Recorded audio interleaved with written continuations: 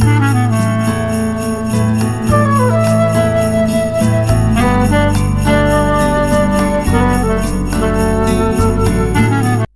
श्री गुरुवे नमः।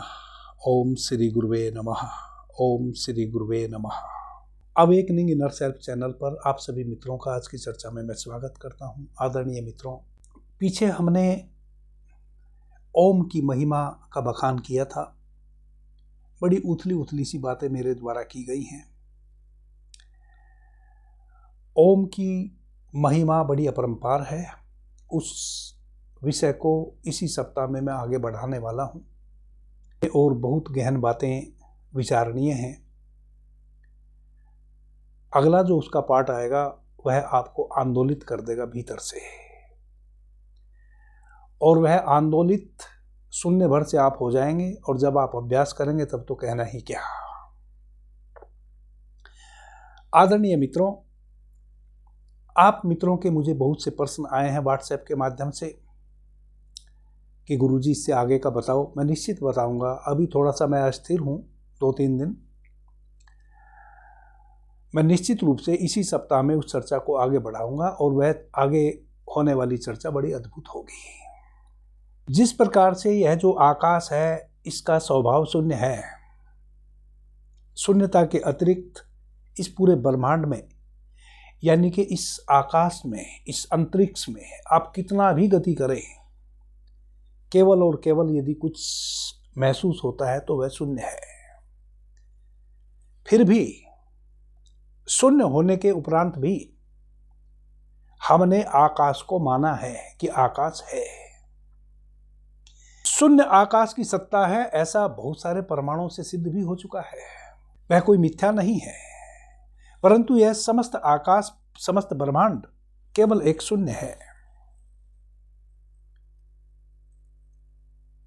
जहां कोई हलन चलन नहीं है, असीम शांति है। और उस असीम शांति में ही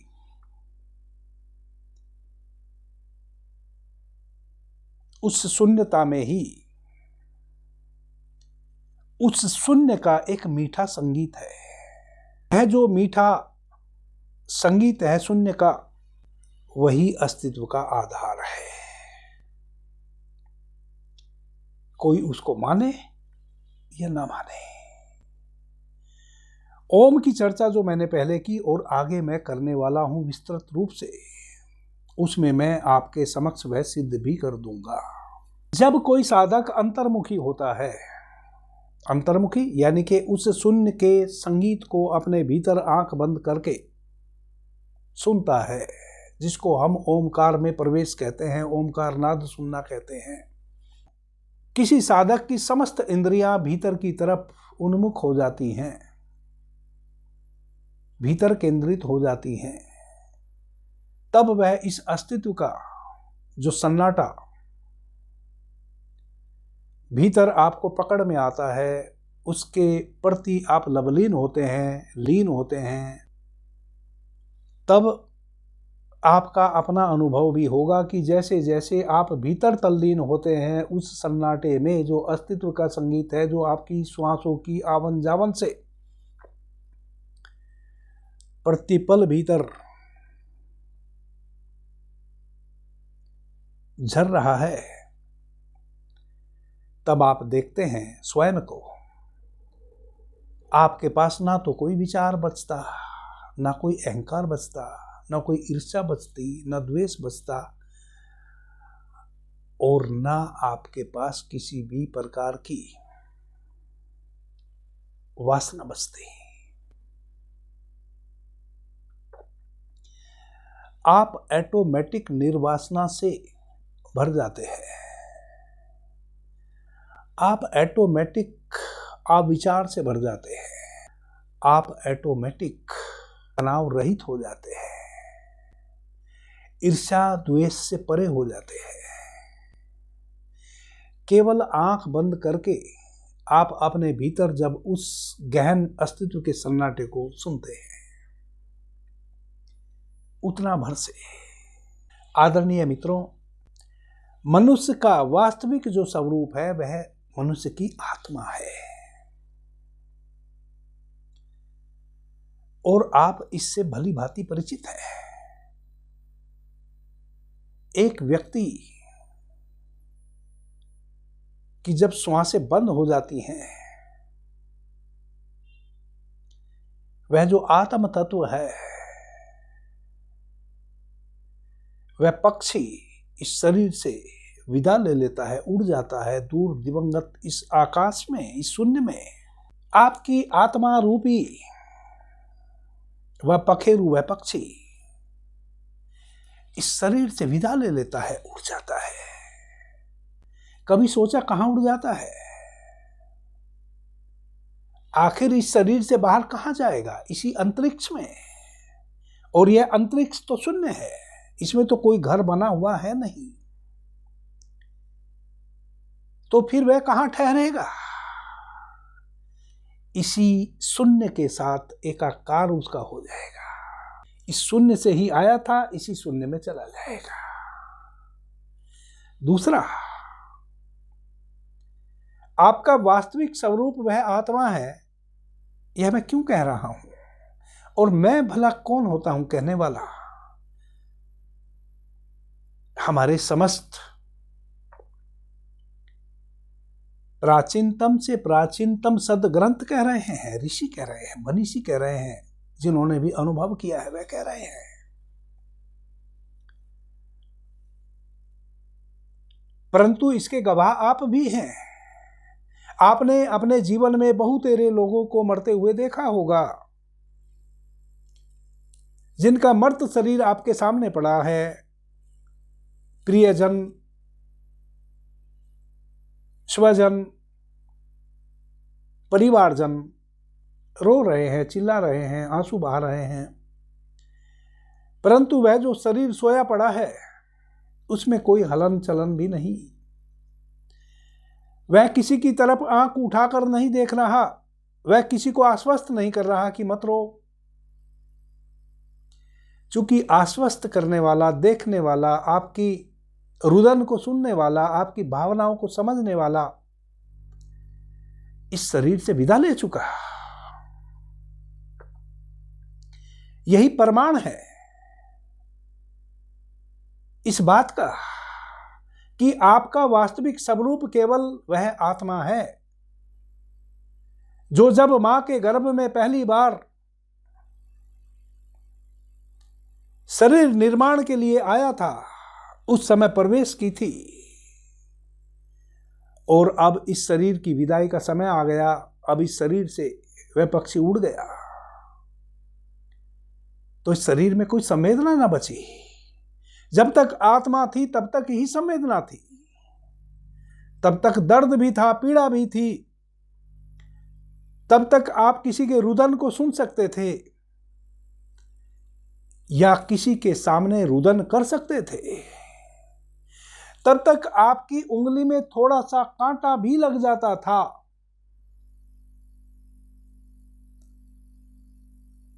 तो आपके भीतर से आह निकल जाती थी। परंतु अब वह पक्षी उड़ चुका, शरीर अभी भी है।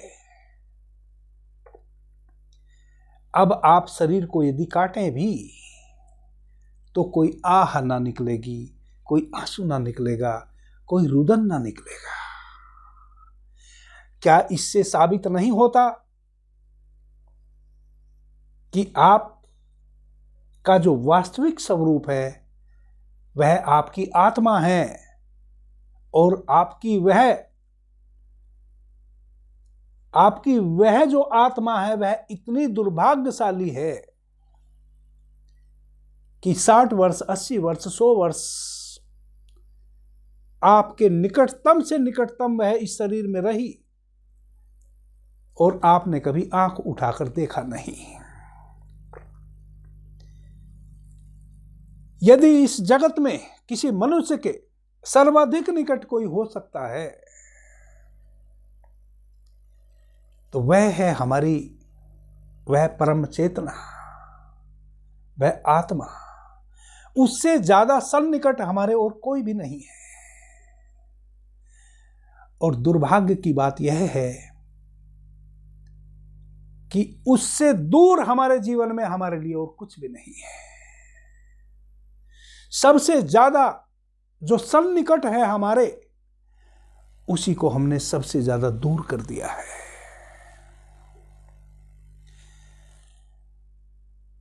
हमारी सारी विचारना मन की बाहर है, हमारी सारी खोज बाहर है।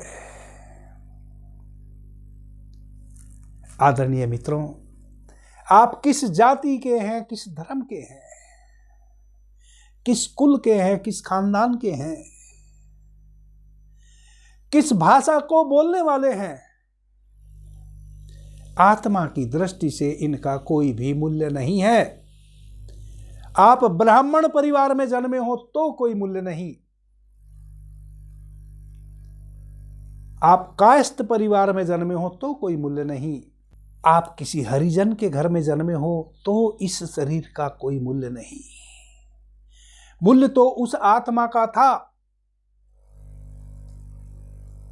जो जब तक इस शरीर में वास करती थी तब तक आप हिंदू थे, मुसलमान थे, ईसाई थे, सिख थे, बौद्धिस्ट थे, ऊंची जाति के थे, नीची जाति के थे। अब आपका मर्त शरीर पड़ा है।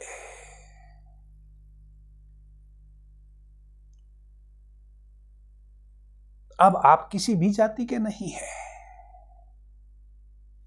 बिल्कुल वैसे ही आपका शरीर मर्त पड़ा है जो इस जगत में किसी का भी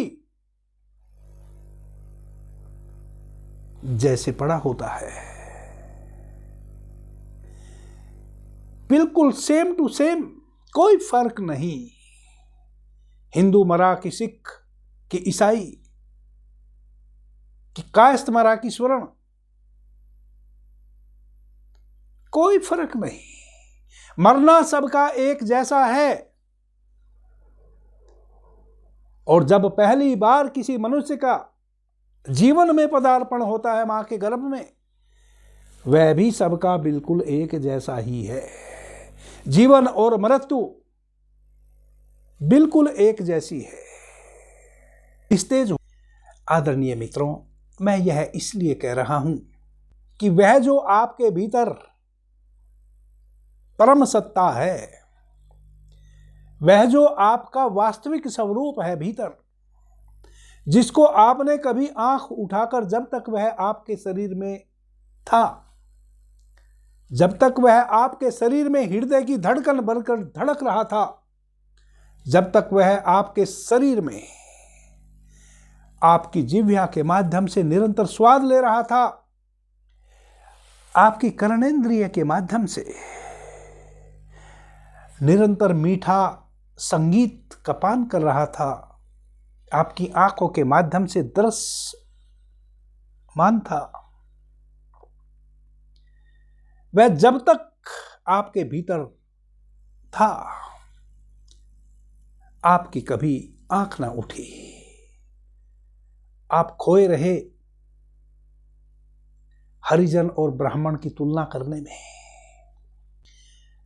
आदरणीय मित्रों, हमारा कोई कर्म तुच्छ हो सकता है,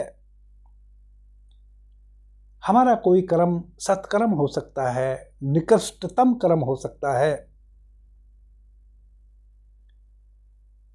परंतु आत्मा की दृष्टि से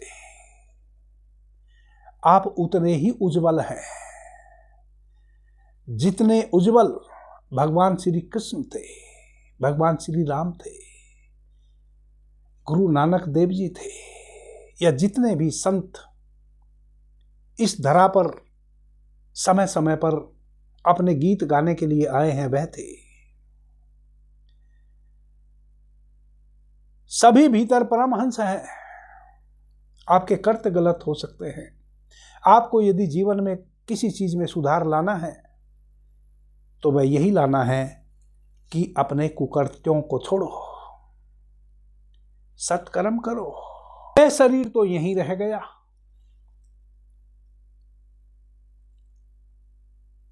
और वह जो इस आत्म तन तरु से पक्षी उड़ने को तैयार है, जो उड़ के चला गया,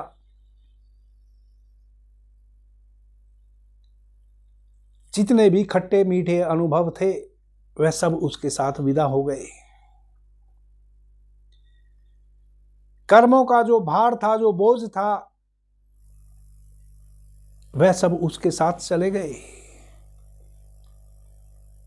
उन सभी कर्मों के अनुभव के साथ वह फिर जन्मेगा। यदि हम समय रहते अभी, जब अभी हमारे पास समय है, उसकी पहचान कर लें अपनी श्वासों में, अपने कंठ में, अपने स्वाद में, अपनी घ्राणेन्द्रिय के माध्यम से, अपनी कर्णेन्द्रिय के माध्यम से, स्पर्श इंद्रिय के माध्यम से, जो कि वही स्पर्श कर रहा है। जैसा कि मैंने कहा कि छोटा सा एक कांटा भी लग जाता है तो आह निकल जाती है। कब निकलती है? जब तक वह आत्मरूपी हंस आपके इस शरीर में बसता है। जैसे ही वह इस शरीर से विदा ले लेता है, सब सन्नाटा, सब शांत पड़ा है। कुछ भी बाकी शरीर में बचा नहीं। अब कांटा तो छोड़ो, अगर मर्द प्राय पड़े हुए शरीर का हाथ भी काट के आप अलग कर देंगे तो उसको कोई फर्क नहीं पड़ेगा। आप कितना भी रोएंगे, चिल्लाएंगे, आपके रुदन का उसके ऊपर कोई फर्क नहीं पड़ेगा।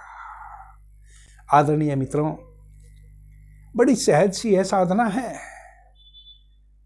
जो आपके भीतर आपकी समस्त इंद्रियों के माध्यम से अनुभव कर रहा है चीजों का, दुख का, दर्द का, पीड़ा का, रुदन का,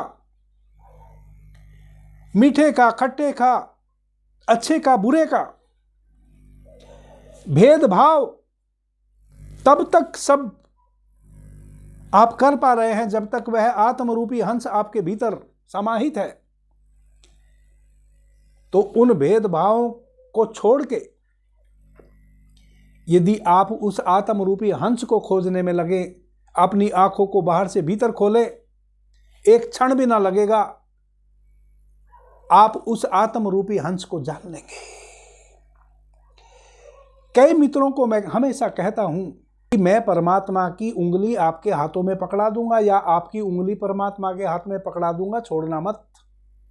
तो जब मैं यह बात कहता हूं वह बड़े आश्चर्य से मेरी तरफ देखते हैं कि यह क्या कह रहे हैं गुरुजी। फिर उनको यह भी शंका होती है कि यदि मैं आपके हाथ में पकड़ा सकता हूं, इसका मतलब मैंने तो पकड़ी ही हुई होगी। और फिर कभी कभी वह मुझे भी कष्ट में पाते हैं। सांसारिक जो क्रियाकलाप हैं, संसार के जो अभाव हैं, उनके कारण जो समस्याएं आती हैं वह मुझे भी आती है। वह अलग बात है मैं कितना दुखी होता हूं उन समस्याओं को लेके, परंतु समस्याएं तो आती हैं। मेरा भी कपड़ा यदि फट जाए अभी इस ठंड में और दूसरा कपड़ा खरीदने के लिए मेरे पास पैसे ना हो तो कठिनाई तो आ गई। वह अलग बात है कि मैं उसको किस रूप में लेता हूं, परंतु कठिनाई तो आएगी। तो कठिनाई तो मुझे भी आती है, मुझे भी भूख लगती है, सब कुछ होता है मेरे साथ। बहुत सारी चीजों के अभाव मेरे पास भी होते हैं, वर्तमान में भी हैं, भविष्य में भी रहेंगे, पूर्व में भी थे, परंतु मैंने अभाव में कैसे जिया जाता है जीना सीख लिया है। इसका मतलब अभाव अब मेरे जीवन में नहीं रहे ऐसा तो नहीं है, अभाव तो मेरे जीवन में भी है। फिर वे मित्र देखते हैं कि अभाव से तो मैं भी ग्रस्त हूं, तो परमात्मा की उंगली पकड़ के हम क्या करेंगे जब गुरु जी ने पकड़ी हुई है और यही अभाव में है। अब हमों का वैसे ही कोई लेना देना नहीं है परमात्मा से, जैसे आपकी जाति और धर्म का कोई लेना देना परमात्मा को नहीं है। आपके जीवन में जो भी अभाव हैं उनका भला परमात्मा से क्या लेना देना। वह तो भीतर की बात है, वह तो आत्मिक बात है, वह तो सबको सम्राट बनाता है परमात्मा। भला परमात्मा क्यों भेद करेगा कुछ भी? वह तो हमारे भीतर स्वर्ण सिंहासन पर स्थापित है। अभाव तो हमने क्रिएट किए हैं। अब मैं यह कम पैसे की एक जैकेट पहने हुए हूं, अब यदि मैं यह अहंकार पाल लूं कि यह 10-50 हजार की होनी चाहिए,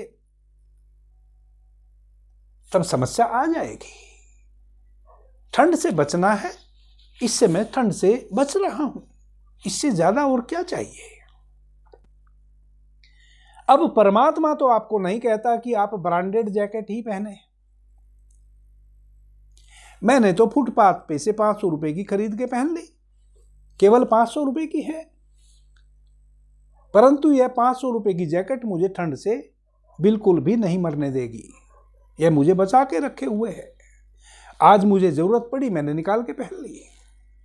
आत्मा की दृष्टि से यह 500 रुपए की है कि 50,000 की, इसका क्या लेना देना? यह तो हमारी मानसिक खुजली है, यह तो हमारा गणित है मन का। परमात्मा तो स्वर्ण सिंहासन पर सबके भीतर वैसे ही बैठा है जैसे मेरे। उसका हाथ मैं आपको पकड़ा सकता हूं। अभी जब मैं चर्चा कर रहा हूं, अभी इस समय जो मैं चर्चा आपके समक्ष कर रहा हूं, यह आपको हाथ पकड़ाने का ही प्रयास कर रहा हूं। कितनी बार मैं अभी इस चर्चा में कह चुका कि जब तक वह आत्मा रूपी हंस हमारे इस शरीर में विद्यमान है, तब तक सभी प्रकार की संवेदना है इस शरीर में। सभी कर्मेंद्रिय और ज्ञानेंद्रिय सक्रिय हैं। कभी आपने देखा कि आपकी जिह्वा के माध्यम से स्वाद कौन ले रहा है? चूंकि यदि वह आत्मरूपी हंस आपके भीतर से निकल जाए, तब आपकी जिह्वा कहां कोई स्वाद ले पाती है। तब तो आपका हाथ भी नहीं उठता, तब तो आपकी जिह्वा उठती भी नहीं। तब तो 48 घंटे के अंदर अंदर यदि आपको दफनाया ना गया, तो आपके समस्त शरीर से बदबू आने लगेगी, सड़ने लगेगा आपका शरीर। स्वाद की तो बात ही छोड़ो, दूसरों को आपके भीतर से दुर्गंध आने लगेगी। क्या कभी आपकी आंखें उठी कि वह आपकी जो जिह्वा है, जो स्वादेंद्रिय है, उसके माध्यम से स्वाद का अनुभव कौन कर रहा है भीतर? क्योंकि यदि आप कर रहे होते तो फिर कभी मृत्यु ही ना होती। तब तो मृत्यु होती ही ना, क्योंकि जब आप स्वाद लेना बंद कर देते हैं, उसी अवस्था का नाम तो मृत्यु है। यदि कानों से कर्ण प्रिय संगीत आप सुन रहे होते, तब तो आप सुनते ही रहते, परंतु सुनने वाला चला गया। कभी आपने क्यों कोशिश नहीं की कि वह कौन है हमारे भीतर जो सुनता है? वह कौन है जो हमारी आंखों के झरोकों से बाहर देखता है? वह कौन है जब कोई हमें स्पर्श करता है और वह उस स्पर्श का अच्छा या बुरा अनुभव करता है? वह कौन है जब कांटा लगता है तो आह निकलती है? वह कौन है जब कोई सामने वाला दुखी होता है तो हमारे भी दिल में दर्द होता है? वह संवेदना किसी के दुख की, किसी के सुख की, वह कौन है जो भीतर अनुभव करता है? कभी उसकी तरफ आंख उठी? वहां तो हम केवल मैं करता हूं, मैं सोता हूं, मैं गाता हूं, मैं खाता हूं, मैं पीता हूं, मैं नहाता हूं। वहां तो मैं एक बकरे की तरह मैं। वहां तो कभी भी हमारी आंखें उठती ही नहीं कि वह कौन है जो इन सब अनुभवों के पीछे खड़ा है। आदरणीय मित्रों, प्रतिपल परमात्मा आपके भीतर गीत गा रहा है। उसके अतिरिक्त आपके भीतर और कोई है ही नहीं। वह सबसे ज्यादा सन्निकट है आपके, लेकिन उसी को हमने सबसे ज्यादा दूर कर दिया है। हमारी सारी निगाहें, हमारी सारी स्मृति, हमारे सारे विचार, हमारा सारा अनुभव कंप्लीट बाहर का हो गया है। भीतर आओ, भीतर लौटो। और मेरी तरफ से आज का यही आपको सूत्र है। उस परमात्मा के हाथों में आप अपनी उंगली देना चाहते हैं, क्योंकि यदि आपके हाथ में परमात्मा की उंगली दे दी जाए फिर आप छोड़ देंगे किसी बेहोशी में। परमात्मा के हाथों में ही यदि आप अपनी उंगली दे दे तो परमात्मा फिर नहीं छोड़ने वाला है। और वह उंगली आप आज इसी क्षण, आज की रात्रि ही दे सकते हैं। कौन श्वास ले रहा है भीतर, कौन विचार कर रहा है भीतर, अच्छे या बुरे, कौन है जो समस्त इंद्रियों के पीछे खड़ा है अच्छे बुरे अनुभव करने के लिए। बस उसको आज की रात्रि खोजने लग जाओ और वह आज ही मिल जाएगा। वह बिल्कुल भी आपसे दूर नहीं गया है कहीं। और जिस दिन वह मिल जाएगा फिर आपकी ना कोई जाति रहेगी, ना कोई धर्म रहेगा, ना कोई संप्रदाय रहेगा, ना आप सुंदर फिर होंगे, ना आप कुरूप होंगे। फिर आप देखेंगे कि सौंदर्य के अतिरिक्त तो और कुछ आप है ही नहीं, केवल और केवल सौंदर्य।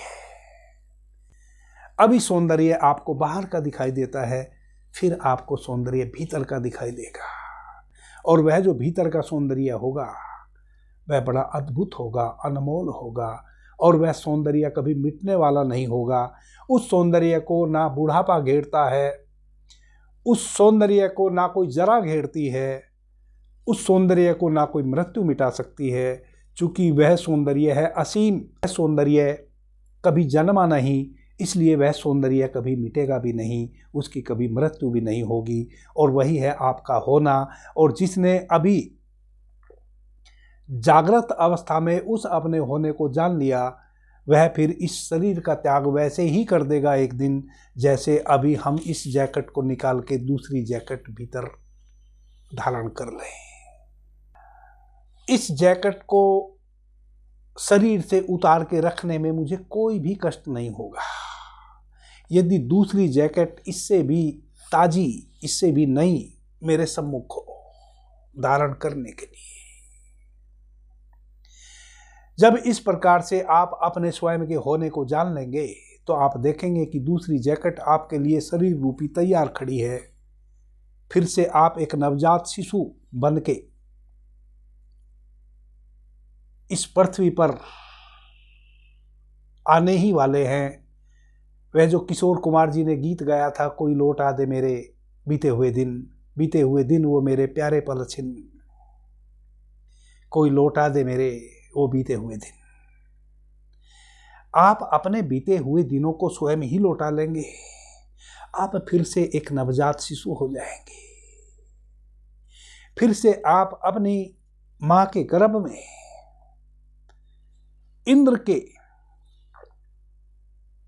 इंद्र बन के शेष नाग रूपी सिंहासन पर 9 महीने के लिए चिर निद्रा में, गहरी निद्रा में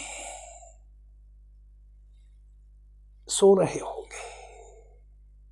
फिर से आप उस गहरी निद्रा का विष्णु बन के आनंद लेने वाले हैं माता के गर्भ में। अभी के लिए इतना ही। आपने मुझे ध्यान से प्रेम से सुना, उससे मैं बहुत अनुग्रहित हूं। सभी मित्रों को मेरा प्रणाम, धन्यवाद। हर हर महादेव।